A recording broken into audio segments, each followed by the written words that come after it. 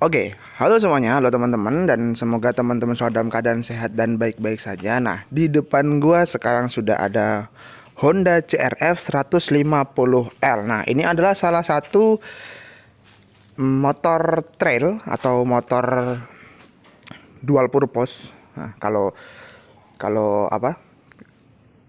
Istilah motornya ya. Kalau gua nyebutnya ini adalah motor ini ya apa? Kadang ada juga yang nyebutnya ini motor penggaruk tanah. Ya dong, karena ya emang tujuannya dia dibikin kodratnya itu sebenarnya untuk jalan-jalan yang seperti itu, jalan-jalan yang bertanah dan berbatu kayak gitu. Nah, kita akan bahas motor ini ya. Sebenarnya gue agak bingung dengan motor yang model seperti ini, terutama yang ini ya, terutama CRF ini. Tapi untuk masalah kebingungan itu kita akan bahas nanti. Ya, kita akan bikin videonya nanti. Nah, sekarang kita akan bahas motornya dulu. Ini adalah motor CRF 150L, cc-nya 150. Ini keluaran tahun 2019. Nah, ini adalah motornya. Nah, untuk desainnya sendiri, nah, kita lihat ya dari samping. Nah, gini. Nah, jadi untuk model seperti ini, istilahnya untuk motor trail seperti ini ada 3 pilihan ya. Dari Honda ada CRF, ada KLX dari Kawasaki, dan ada WR dari Yamaha. Nah, kalau untuk gua sendiri, gua dari desain, gua memang lebih suka dari yang CRF. Kalau untuk dari segi desain, kayaknya lebih pantas saja. Sekarang kita akan bahas. Nah, untuk CRF sendiri kita bahas bagian depannya. Nah, untuk bagian depan kita lihat. Nah, seperti ini ya. Ini bagian depan.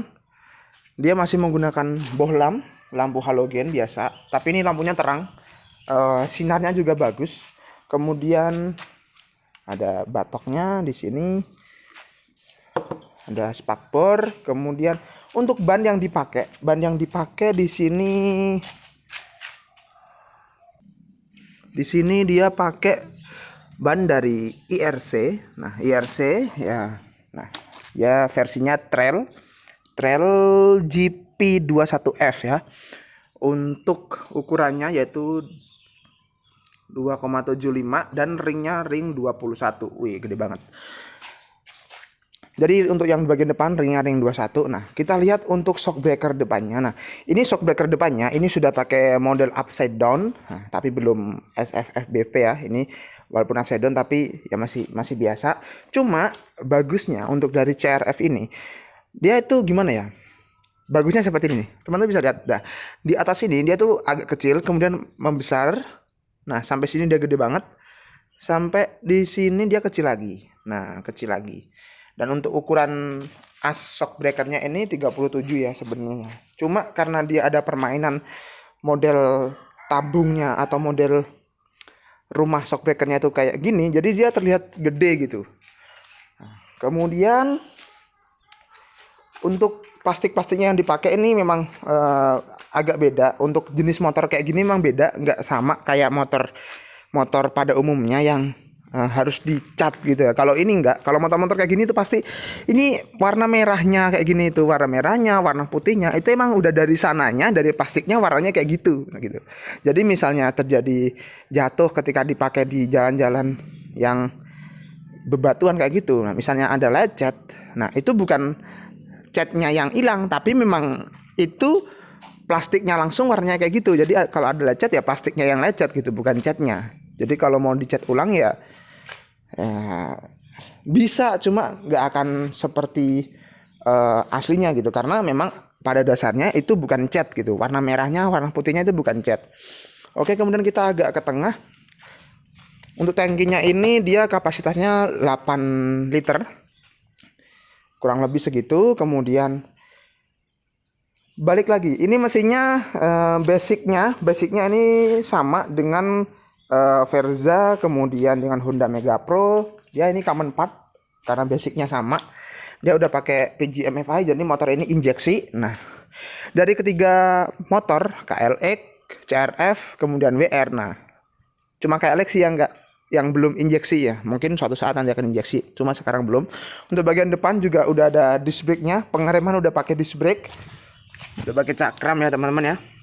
Untuk modelnya gitu. Nah, ini bagusnya Honda tuh ya sebenarnya sih cuma model ya, cuma ya kayak gitulah. Ya, orang Indonesia kan suka dengan desain, bukan ininya. Kebanyakan orang Indonesia tuh melihatnya dari desain sih. Modelnya bagus, sudah wave gitu. Nah, sudah kayak ada gerigi-geriginya gitu. Dia 2 piston dari Nissin. Kemudian untuk handle-nya kayak gini. Handle-nya kiri kayak gini. Nah, dan untuk speedometernya kita bisa lihat. Speedometernya ini gimana ya?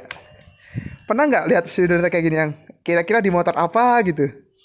Gue nggak mau nyebutin sih, tapi pernah kan teman-teman, cuma ininya beda, tulisan CRF-nya ini beda. Coba kalau teman-teman pengen kalau teman-teman ingat gitu, coba nanti tulis di kolom komentar speedometernya speedometer apa.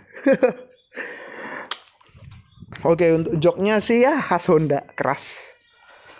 Khas Honda, dia keras. Kemudian untuk mesinnya, kita bahas mesinnya. Dia terus kubikasinya 150 cc, 149 poin berapa gitu, gue lupa. Dia percepatannya 5 percepatan. Dia RPM maksimal cuma dia di limit di 10.000 RPM. Jadi memang RPM-nya nggak dipatok tinggi, karena memang tujuan dari motor ini bukan untuk kenceng-kencengan sih ya. Jadi kayak gitu. Nah, kemudian tadi gue udah bilang 5 percepatan. Gue pernah pakai motor ini itu maksimal mentok di 105. Itu pun sebenarnya udah gimana ya, udah sangat berjuang untuk mencapai segitu gitu. Bahkan untuk mencapai angka 90 km per jam itu udah perlu perjuangan sebenarnya. Jadi memang motor ini tuh kayaknya sih nggak ditujuin untuk kayak gitu. Kemudian untuk swing arm belakangnya kayak gini, masih pakai besi kotak, cuma ini desainnya lumayan bagus. Disc brake belakangnya kayak gini juga. Knalpotnya ada di sebelah kanan. Ada yang bagus nih dari ininya, dari model dari footstep belakangnya. Ini model footstep belakangnya, misalnya kalau kita mau boncengan sama orang, ini wajib kita buka dulu pakai tangan kayak gini. Jadi kalau misalnya kayak gini, kalau nggak dibuka pakai tangan nggak bisa gitu, harus dibuka pakai tangan. Karena dia modelnya kayak gini, kelihatan kan? Nah, dia itu agak ke dalam gitu. Oke, kemudian ini starternya udah diganti sama yang punya, jadi terkesan lebih bagus. Yang aslinya nggak kayak gini, yang aslinya tuh kayak gini. Nah, ini lebih bagus kayak gini. Kemudian untuk sensor-sensornya, motor ini tuh menurut gua simple banget kalau menurut gua ya. Sensor-sensornya cuma teman-teman lihat ya. Nih. Sensor ada satu di sini, sensor O2 di depan ya, sensor O2. Kemudian di throttle body dia ada sensor temperatur udara, terus TPMS. Kemudian di bagian engine di sini ada sensor temperatur engine. Nah, jadi di sini nanti akan melihat temperatur engine. Kalau misalnya panas, dia akan menunjukkan overheat. Kemudian di sini ada sensor ini nih, kabelnya di sini dan dia sampai ke bawah situ. Nah, bisa kelihatan ini. Nah, ini sensor gigi netral. Jadi kalau misalnya nggak ada ini, gigi netralnya nggak bisa nyala gitu. Kemudian di belakang sini kelihatan nggak ya? Gimana cara biar kelihatan ya? Nah ini nih. Ini adalah sensor untuk kecepatan. Jadi cuma itu aja. Secara umum cuma gitu aja ya. Dan untuk kisaran harganya nih di antara dari keterangannya ya, keterangan di brosurnya yaitu 35 up gitu. Itu di Jakarta. Itu di on the road Jakarta. Kalau sampai ke daerah mungkin ya bisa sampai 36, 37. Kayak gitu kurang lebih di motor ini CRF 150L. Sebenarnya gue masih agak bingung sih dengan motor ini tuh. Kenapa Ini kalau nanti kita akan bahas di video selanjutnya ya. Motor ini tuh kok bisa laku tuh gimana sih ya? Nanti kita akan bahas di video selanjutnya. Makanya teman-teman subscribe dulu. Eh, Jangan lupa nyalakan lonceng biar ketika gua bikin video-video baru nanti teman-teman dapat notifikasi. Nah, seperti itu. Ya, semoga video ini bermanfaat. Semoga video ini juga berguna buat gua dan buat teman-teman juga. Mohon maaf bila ada banyak kekurangan. Dukung terus channel ini agar gue semakin berkembang, semakin bisa memberikan video-video yang tentunya bermanfaat. Karena gue belum bisa memberikan video yang sangat menarik, tapi insya Allah video-video gue bermanfaat. Oke, terima kasih. Semoga waktu teman-teman bermanfaat. Assalamualaikum warahmatullahi wabarakatuh. Bye.